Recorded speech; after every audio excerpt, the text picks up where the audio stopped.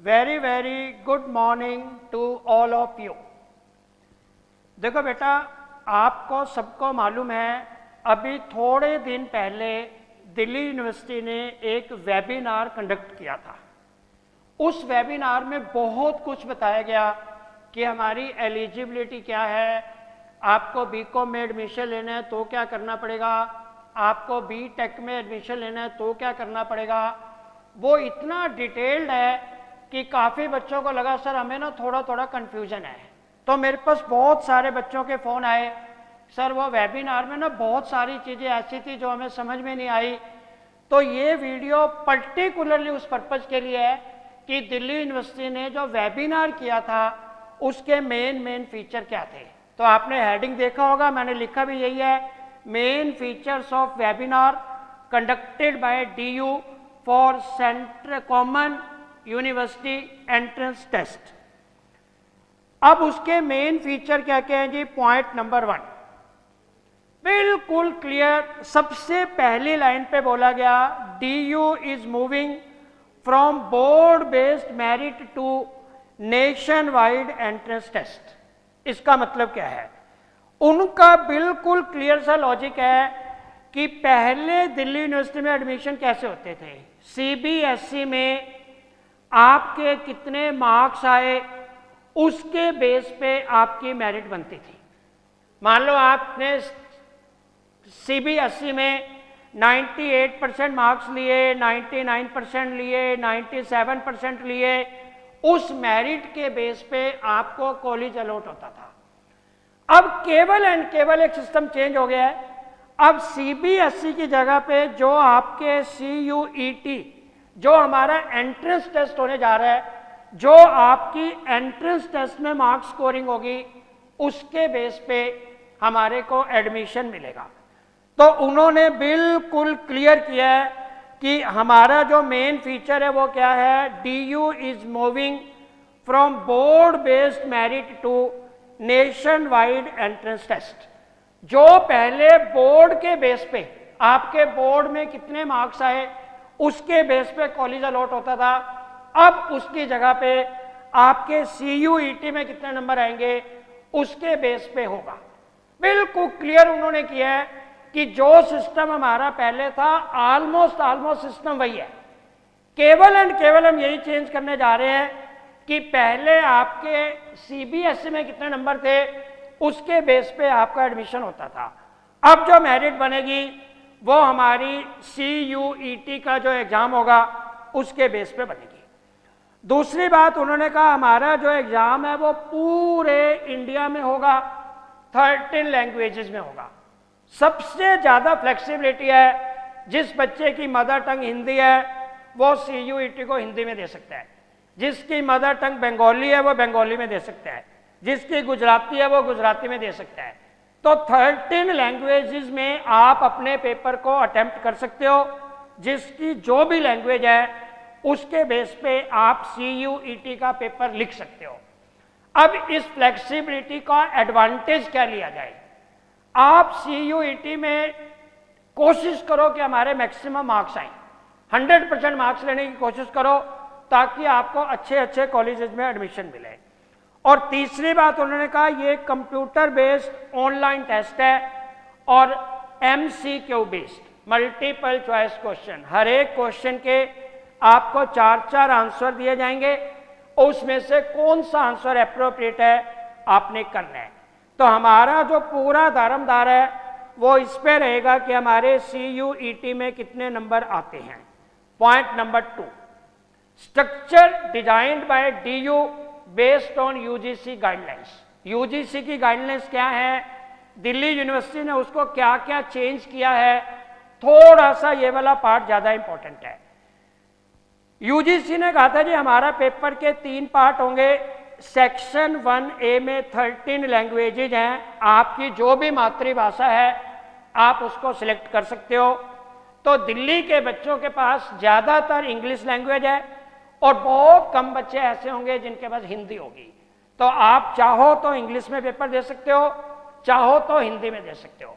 दूसरी बात, आप किस लैंग्वेज में पेपर दोगे वो डिफरेंट है, लेकिन आप एक लैंग्वेज भी ऑप्ट कर सकते हो जिसके नंबर आपके मेरिट में इंक्लूड होंगे। कोई भी लैंग्वेज जो आप देना चाहो चूज कर सकते हो। अब एक दो बच्चों की क्वेरी है। बच्चे की क्वेरी क्या है? वो कह रहे जी मेरा मीडियम ऑफ इंस्ट्रक्शन तो रहेगा हिंदी, तो क्या मैं इंग्लिश लैंग्वेज ऑप्ट कर सकता हूं? Yes, you can opt.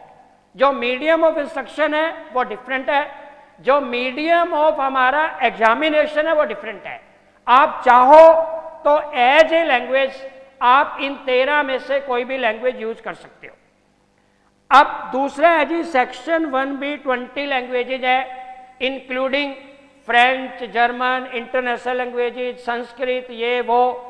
लेकिन दिल्ली यूनिवर्सिटी ने इस पूरे के पूरी 33 लैंग्वेज को एक लिस्ट में डाला है, लिस्ट ए।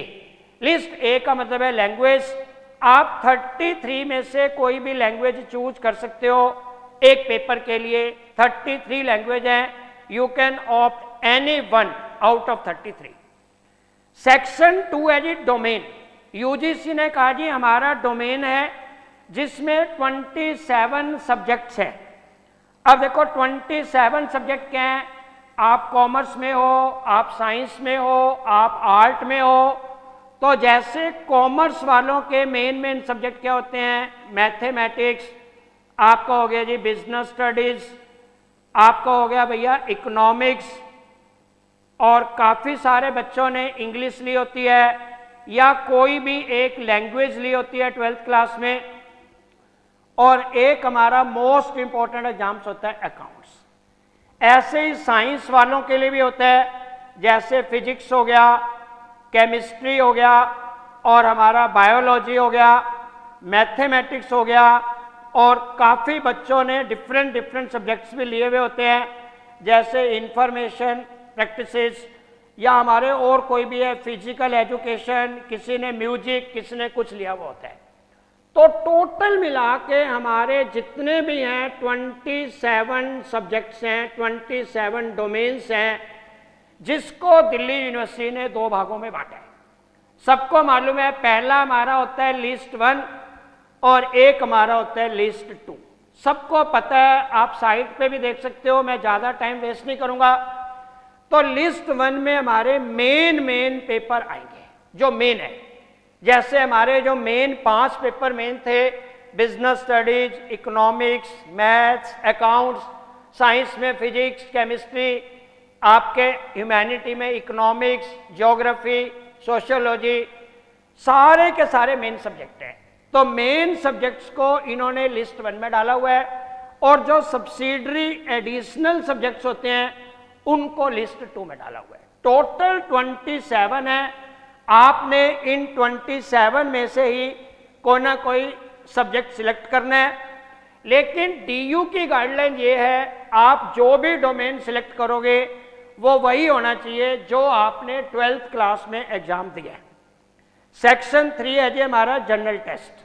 जनरल टेस्ट में क्या है जी, देख लो मैंने क्लियरली लिखा है, logical reasoning, verbal and analytical reasoning, general English, data interpretation, और इसके साथ साथ हमारा क्या हो जाएगा जी, डाटा इंटरप्रिटेशन के बाद हमारा ये बेसिक मैथमेटिक्स, बहुत ही एलिमेंट्री मैथमेटिक्स क्या है दैट यू कैन डू। अब प्रॉब्लम ये है, इसको दिल्ली यूनिवर्सिटी ने as a section 3 as it is माना है। नेक्स्ट वाली उनकी गाइडलाइंस क्या है, मतलब यूजीसी में और दिल्ली यूनिवर्सिटी में ज़्यादा फर्क नहीं है। उन्होंने सेक्शन 1A सेक्शन 1B कहा, डीयू ने कह दिया जी ये सारी एक ही लिस्ट है हमारी लैंग्वेजेस की। इन्होंने सेक्शन 2 में कहा, यूजीसी ने 27 डोमेन है, डीयू ने कह दिया जी कुछ डोमेन मेन है, कुछ डोमेन सब्सिडरी हैं, एक को लिस्ट ए में डाल दिया, एक को लिस्ट बी में डाल दिया। सेक्शन 3 में कोई चेंजेस नहीं है। ये हमारा जनरल टेस्ट है।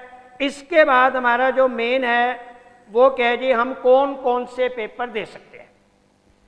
अब यहां से मैं चाहूंगा मेरी बात ध्यान से सुनेंगे, हमारी दिल्ली यूनिवर्सिटी ये कहती है आप मैक्सिमम 9 पेपर्स दे सकते हैं, हालांकि रिक्वायर्ड नहीं है, बेस्ट 4 जो होंगे उसके बेस पे आपका एडमिशन होगा। लेकिन फिर भी अगर कोई बच्चा चाहता है तो आप 9 पेपर दे सकते हो मैक्सिमम।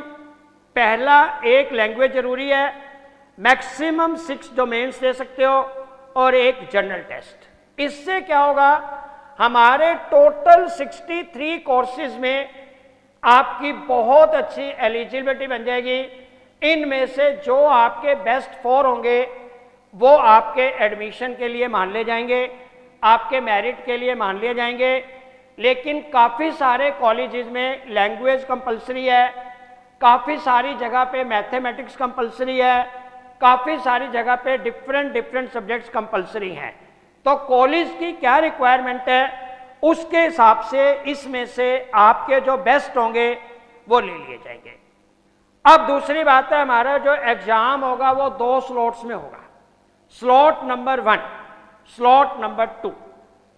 स्लॉट नंबर 1 में आप मैक्सिमम 4 पेपर दे सकते हो।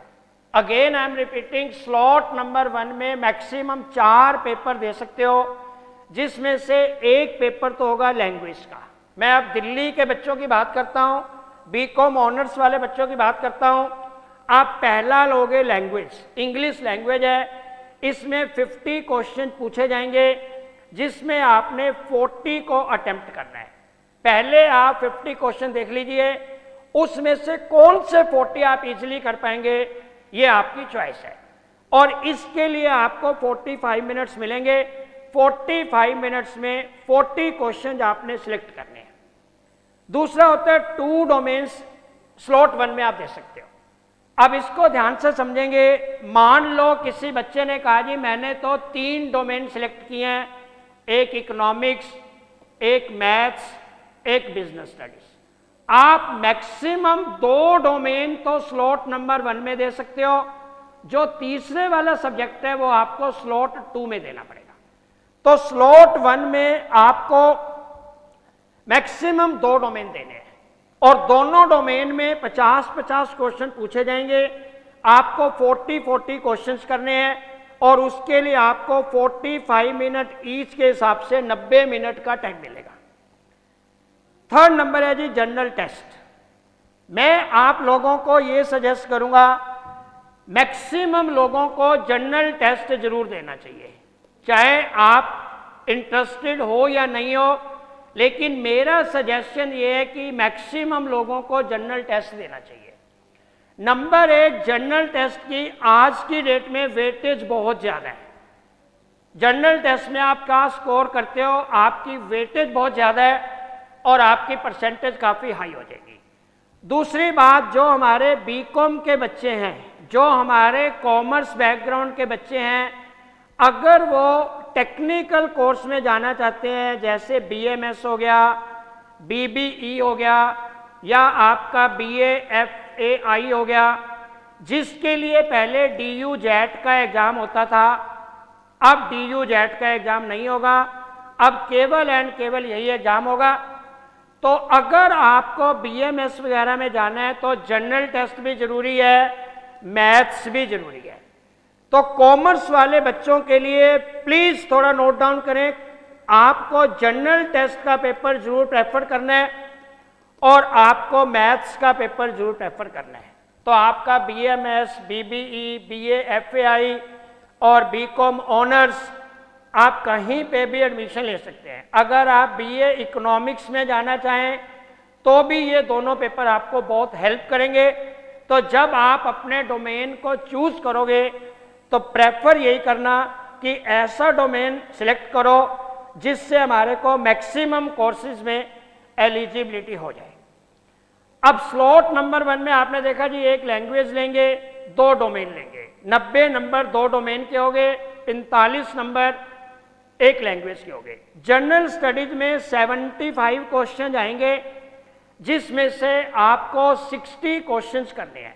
उसके लिए हमारे को 1 घंटे का टाइम मिलेगा। 45 + 90 और प्लस में 60, 3 आवर्स 15 मिनट्स का टाइम मैक्सिमम मिलेगा हमारे को स्लॉट 1 करने के लिए। Again I am repeating, slot 1 में मैक्सिमम आप 4 पेपर सिलेक्ट कर सकते हो, 4 से ज़्यादा पेपर स्लॉट 1 में अलाउड नहीं है। अब हम बात करते हैं स्लॉट 2 की। स्लॉट 2 में मैक्सिमम आप 5 पेपर सिलेक्ट कर सकते हो। इसको दो ऑप्शन दी गई हैं, या तो आप 1 लैंग्वेज और 4 डोमेन कर सकते हो, या तो 2 लैंग्वेजेज और 3 डोमेन कर सकते हो।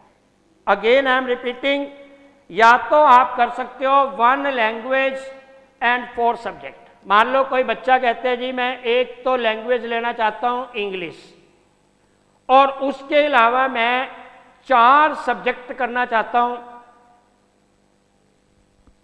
तो उसकी मर्जी है। दूसरी बात है वो कहते हैं जी मैं 2 लैंग्वेज लेना चाहता हूं और 3 सब्जेक्ट से लेना चाहता हूं, तो भी आपकी ऑप्शन है। तो स्लॉट 2 में मैक्सिमम आप 5 पेपर दे सकते हैं, स्लॉट 1 में मैक्सिमम आप 4 पेपर दे सकते हैं, मैक्सिमम 9 पेपर दे सकते हो, और बेस्ट 4 के हिसाब से आपका एडमिशन होगा। अब बेस्ट 4 में आप देख लो, एक तो लैंग्वेज कंपलसरी है, और बाकी क्या होगा, कहीं पे मैथ कंपलसरी है, कहीं पे कुछ और सब्जेक्ट कंपलसरी है, कहीं पे कुछ और सब्जेक्ट कंपलसरी है, कहीं पे जनरल टेस्ट कंपलसरी है।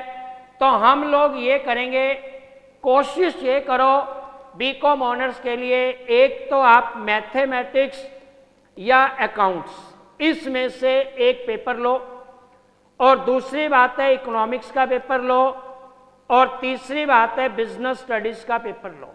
और अगर आप कर सकते हो तो मैं ये कहूँगा चारों के चारों डोमेन करो। अगर आप 4 डोमेन, एक जनरल टेस्ट और एक language, it is more than sufficient for getting admission to any of the most reputed college including SRCC, Hindu college, जितने भी अच्छे अच्छे कॉलेज हैं वहाँ पे एडमिशन लेने के लिए बेस्ट 4 माने जाएंगे। अब बेस्ट 4 में क्या होगा जी, एक तो लैंग्वेज, अब इसमें से आप मैथ्स है, अकाउंट्स है, जैसे हम BMS में जाते हैं तो मैथमेटिक्स जरूरी है, लेकिन बीकॉम ऑनर्स के लिए मैथमेटिक्स और अकाउंट्स में से ज़्यादातर कॉलेज प्रेफर करते हैं मैथमेटिक्स होना चाहिए। तो हम कोशिश करेंगे मैथमेटिक्स और अकाउंट्स दोनों का ही पेपर दे दें, एक इकोनॉमिक्स और एक बिजनेस स्टडीज, ताकि हमारे नंबर अच्छे आ सकें और हमारे को अच्छा कॉलेज मिल सके। अब इसके बाद हम बात करते हैं जी, नेक्स्ट क्या बोला उन्होंने ना कुछ एलिजिबिलिटी बताई है डिफरेंट कोर्सेज की। ये मैंने लिखी दी है, best 4 subject shall be considered for finalising the admissions. जैसे BA इकोनॉमिक्स में उन्होंने कहा जी मैथ जरूरी है और कोई भी 2 सब्जेक्ट लिस्ट A से ले लो। बीकॉम ऑनर्स का मैंने बता ही दिया आपको।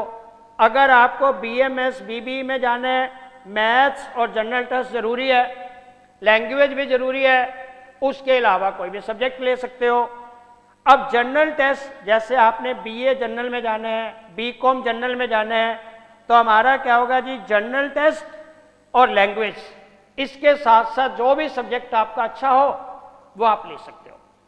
अब हमारा जो आज का मोटिव यही था कि हमारा पेपर कितनी देर का होगा, पेपर कैसे होगा, जो हमारे 2 स्लॉट्स हैं उसका मतलब क्या है।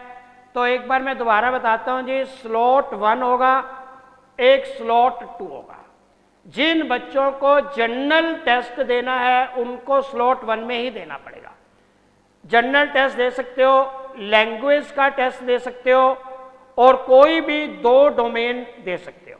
मान लो आपने 4 डोमेन सिलेक्ट किए, तो रिमेनिंग 2 डोमेन आपको स्लॉट 2 में देने पड़ेंगे।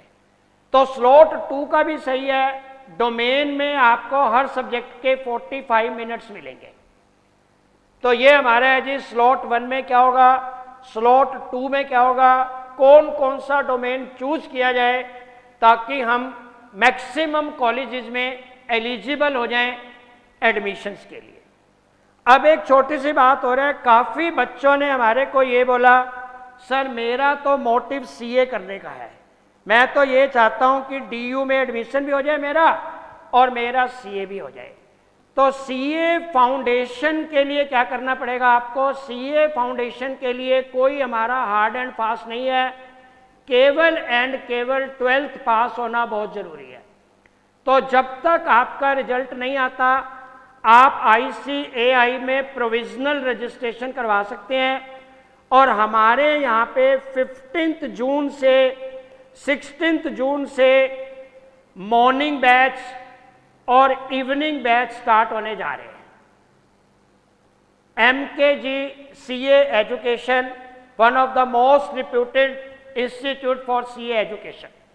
और जो बच्चे CA और CUET की कंबाइंड कोचिंग लेना चाहते हैं उनके लिए हमारे यहाँ पे स्पेशल पैकेज है। आप उसके लिए पूरी डिटेल, पूरी जानकारी हमारी जो इंक्वायरी है वहाँ से ले सकते हैं। और हमारे बैचेज अभी CUET के स्टार्ट हो रहे हैं और CA फाउंडेशन के हमारे 15 जून से स्टार्ट होंगे। जो भी बच्चे इंटरेस्टेड हैं कभी भी कॉल कर सकते हैं, कोई भी इंफॉर्मेशन ले सकते हैं। जितने भी इंफॉर्मेशन मैंने आपको दी है that is subject to change by Delhi university, क्योंकि वेबिनार में उन्होंने बोले हैं हम अभी और भी बहुत सारी चीज़ें चेंज करने की कोशिश कर रहे हैं।